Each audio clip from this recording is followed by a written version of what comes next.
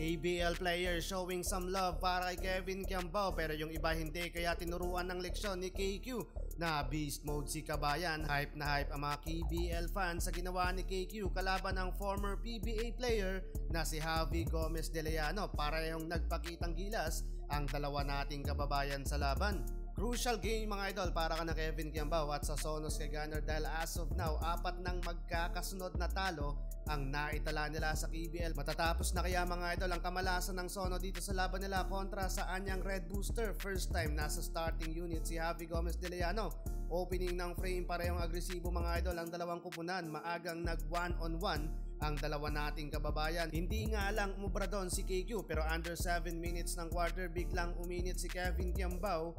4 straight points mga idol. Iniiwan pa doon ang kalaban. Hype na hype ang mga fans ng Sono sa ginawa ni KQ. Halfway ng quarter, sumagot naman ang anyang mula sa steal ni De Leano. Tabla sa 14 ang talaan sa scoring. Nagtuloy-tuloy doon ang pag-atake ng visiting team. Ilista mo pa etong wing 3-pointer ng former PBA player.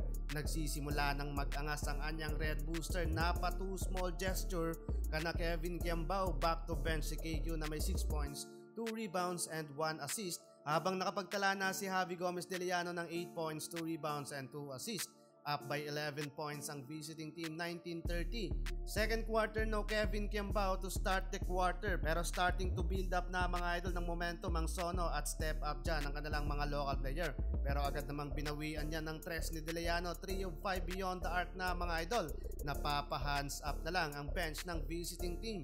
Under 6 minutes ng quarter, binalik na din si Kevin Kiambao. Instant impact sa depensa mga idol at nakakapag-draw ng foul mula kay De Leano. Na beast mode si KQ mula sa kanyang 3-pointer. Baba na sa 5 points ang kalamangan ng kalaban. Hype na hype ang crowd kay Kabayan. Last 2 minutes ng quarter, small run for visiting team. Mainit din sa outside shooting with 42.9% from the Rainbow Country.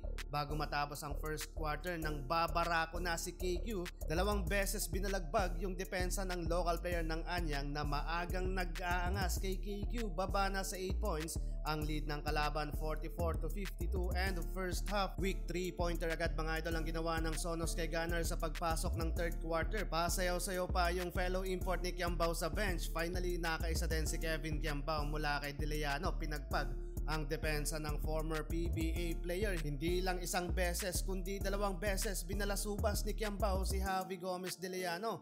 Ganito sana ka-consistent ang galawan ni KQ sa mga laban ng Sonos kay Gunner. Third quarter, nagtala siya ng 13 points so far, 23 points in total na dito sa laban. 1 puntos na lamang ang visiting team, 69-70. Fourth quarter, another 3-pointer agad para sa Sono mula sa assist ni KQ. Finally, nakalamang na ang blue shirt sa laban. Under 8 minutes mula sa error na nakomit ni KQ.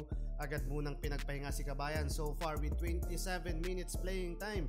Halfway ng quarter, frustrated na ang coach ng kalaban sa kabila ang turnover na kanilang nakomit. Yun nga lang, sinasayang lang yung opportunity at hirap makapitalize ng Sonos kay Gunner.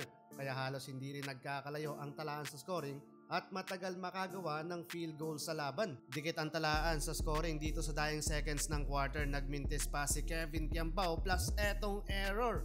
5 talo na para sa Sonos kay Gunner. Sayang ang 26 points, 8 rebounds and 3 assists ni KQ.